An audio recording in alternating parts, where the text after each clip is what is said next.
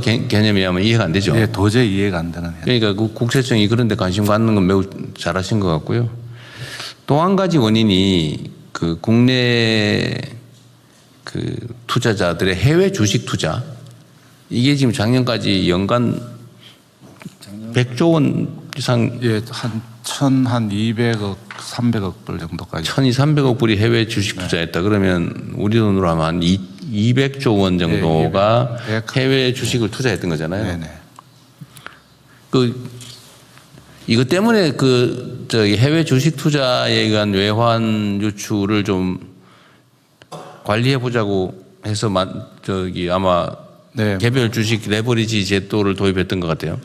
예, 작년에 사실은 일반 레버리지 상품이 홍콩이라든지 해외에서는 이미 있잖아요. 그러니까 있었습니다. 뭐 삼성전자든 하이닉스든 그 말고도 여러 종목들이 있는 네네, 거였는데 300까지도 또 어떤 나라는 심지어 있었습니다. 그러니까 이 레버리지가 2배, 3배까지 되는 해외 그 레버리지 상품이 있으니까 국내 투자자들이 해외에다가 이게 투자를 하니까 그걸 국내에서 소화를 하자고 아마 삼성 그리고 하이닉스에 대해서 2배의 그 레버리지 상품을 개발했던가 봐요. 그런데 이게 어쨌든 주가의 급등에 따른 일종의 조정, 일부 급락, 이 조정을 좀 심화시켰다는 비난이 있어요. 근데 이거 지금 예를 들면 의견이 다르던데 이게 주식시장의 불안정을 심화시켰다. 또 한쪽은 애초에 기대한 대로 해외에 2배, 3배 되는 레버리지 투자를 완화해서 국내로 예를 들면 국내 투자를 늘리는, 즉 외환 유출을 줄이는 효과가 있었다. 이 양론이 있는 것 같아요. 이 상황 좀 어떻습니까?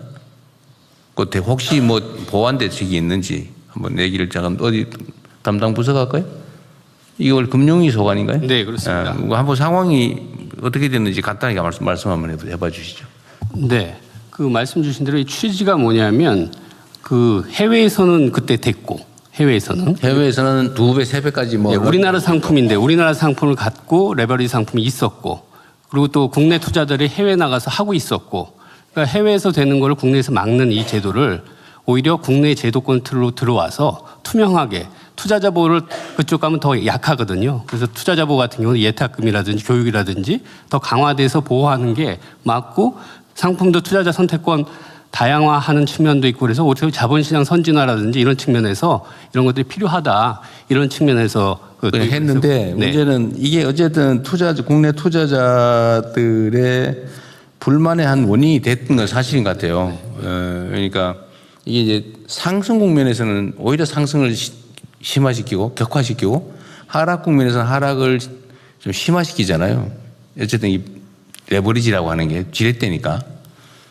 근데 이게 이제 아까 얘기한 대로 이 불안정을 강화하는 건 분명한데 이게 외환 시장하고 연동이 돼 있었던 것 같다 이 말이야. 아까 내가 얘기한 대로. 근데 그 효과는 어땠는지 어쨌든 시장에서 이거 문제다라는 지적이 있잖아요. 네. 그럼 그에 대한 보완책은 뭔지 아니면 원래 뭘 잘못한 건지 한번 그 얘기 간단하게 한번 들어보고 싶어요. 일단 효과는 어때요? 애초에 기대했던 대로 외환 시장 안정에는 도움이 됐습니까? 실제로 홍콩에 그게 한 20조 정도 있는 건데요. 그러니까 국내뿐만 아니라 해외 투자자들로 해서 한 20조 정도 되는데 그게 최근에 보면 17조 정도로 줄긴 했는데 그다음에 이제 거기에 국내분이 얼마 있었냐 보면은 국내 투자분도 줄긴 줄었습니다. 그리고 또 실제로 보면 그거 얼마 줄지 않았냐 그러지만 만약에 이게 없었다면 거기로 더 가지 않았겠느냐 뭐 이런 얘기도 좀 있을 수가 있고요. 환율 안정에는 도움이 됐다고 본다. 그러니까 이제 나갔던 부분을 그러니까. 들어오는 부분이 있었고요. 그다음에 국내 주식시장의 불안정 심화라고 하는 마이너스 효과도 있잖아요. 네, 이제 그런 부분들은 기본적으로 지금 글로벌 반도체 종목 자체가 워낙 출렁임이 많습니다. 우리뿐만 아니라 뭐 일본의 키옥시아, 그다음에 미국의 샌디스크 뭐 이런 것들은 더 출렁입니다. 우리보다 더 심했다고. 네, 반도체 종목 자체가 지금 기대랑 우려가 막 서로 혼재되면서 그때 막 출렁이고요. 근데 이제 우리나라 같은 경우는 삼성전자랑 하이닉스가 예전에는 한 22%였거든요, 시총에. 근데 작년 말에 한 30%, 그다음에 금년 최근에는 53%. 그러니까 출렁이는 거에 맞는 면적이 훨씬 더 커졌습니다. 여하튼 이게 레버리지 도입은 해외에는 원래 3배까지 있었고 거기에 어쨌든 국내 투자자들이 해외에다 투자하는 게 외환 유출의 원인이 되니까 원래는 외환 안정을 위해서 국내 투자를 권장하기 위해서 만들었던 거다. 해외에도 있는 걸 국내에서 오히려 완화해서 만들었다. 투자자 보호 측면도 있고요. 해외는 예탁금 제도도 근데 그래. 없고요. 교육 제도도 없고요. 그냥 하는 거고요. 저희들은 와서 그런 걸 하고 그다음에 이런 거는 ETF라는 그 용어도 못 쓰게 했습니다. 이 상품에 ETF라는 건 이제 장기 분산이라는 의미가 있는데 이건 단기 고위험 상품이기 때문에 해지를 하거나 여러 가지 다양한 방법 중에 하나로 쓰여 있는 거고 단기 고위험 상품이기 때문에 ETF라는 용어도 못 쓰게 하고 저희들이 한 투자자 보호를 할 수 있는 방식 내에서는 다 했고요. 하여튼 그 당국으로서는 나름의 노력을 했다고는 하지만 시장에서는 필요 이상으로 시장 불안정을 키웠다라고 하는 비판이 있고 그거는 환율 안정이라고 하는 측면의 정책 효과를 노렸다고는 하지만 뭐 국민들이야 그런 것까지 고려해야 될 건 아니고 하여튼 시장 주식시장 참여자들 입장에서는 이거 정책상의 비효율 또는 문제가 훨씬 더 크다라고 보니까 그 어쨌든 보완책은 신속하게 또 충실하게 만들어야 됩니다. 지난주에 시간이 너무 오래 걸리는 것 같기도 하고요. 지난주 목요일 날 발표를 했습니다. 근데 그거 가지고도 뭐 이거 가지고 되겠냐 이런 지적이던데. 그러니까 지금 이 투자자 예탁금 같은 경우 기본적으로 현금으로만 3천만 원을 갖고 있어야 투자를 합니다. 근데 그 시행 자체가 뭐 즉시하거나 뭐 조기에 하는 게 아니라 한참 있어야 된다면서요. 근데 지금 저 전산 문제가 있어서 가장 빨리 땡겨서 8월 5일 날부터 그 부분은 하겠고요. 그러니까 어쨌든 그런 것도 미리 예상했어야 된다고 하는 게 이제 시장 참여자들의 요구인데 물론 정책 당국 입장에서야 그 완벽하게 하는 게 어렵긴 했지만 어쨌든 신속하게 또 필요한 대응 조치는 좀 과감하게 하도록 하십시오. 네, 시장 영향 계속 살펴보면서요. 필요한 경우에는 추가 대책도 거기 하필이면 급상승 국면에서 조정되는 요 꼭대기에서 도입되는 바람에 마치 이것 때문에 문제가 심각한 것처럼 착시를 일으킨 측면도 있어 보여요. 네, 5월 27일 날 도입이 됐는데요. 실제로 고점은 6월 22일 날 다 반도체들이 고점이 나온 거거든요. 그 6월 22일부터 지금 많이 빠지기 시작했습니다. 대통령님 아까 말씀하신 그 외화 자금 유출입과 관련된 거는 이제 부총리님이 말씀하신 게 작년 전체로 우리나라가 해외 증권 투자한 게 1,400억 불이 나갔습니다. 작년에.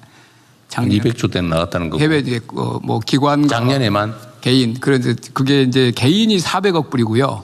기관이 1,000억 불 정도에서 작년에 1,400억 불이 해외에 나가서 그래서 작년 이제 4, 4분기 그럴 때 이제 환율에 엄청난 부담이 됐는데 올해는 기관들은 뭐 그 추세로 가는데 개인들이 전체 400억 불 한 게 올해 6월까지 28억 불에 그쳤습니다. 그러면 400억 작년에 연간 400억 연간 400억 불이니까 뭐 단순 반기하면 한 200억 불이 돼야 되는데 올해 상반기에는 올해 순유입도 많고 28억 불로 대폭 줄었습니다. 물론 이제 우리가 RIA 이런 조치도 했지만 그래서 개인들은 현격하게 해외로 자금 유출하는 게 순유출이 줄었습니다. 이런 효과들도 일부 작용했다고 봅니다. 하여튼 그거는 정부의 정책 효과고 주식시장 참여자들은 이것 때문에 변동성이 커지고 낙폭이 커졌다라고 생각해서 이제 피해를 입었다고 생각하는 거니까 보완 대책을 어쨌든 만드는 것도 우리 몫이죠.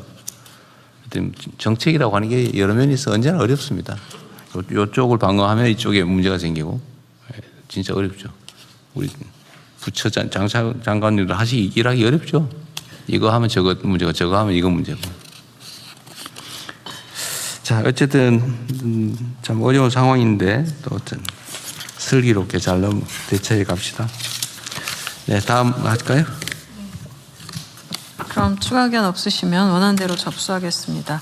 다음은 GMO 완전 표시제 시행 추진 계획에 대해서 식품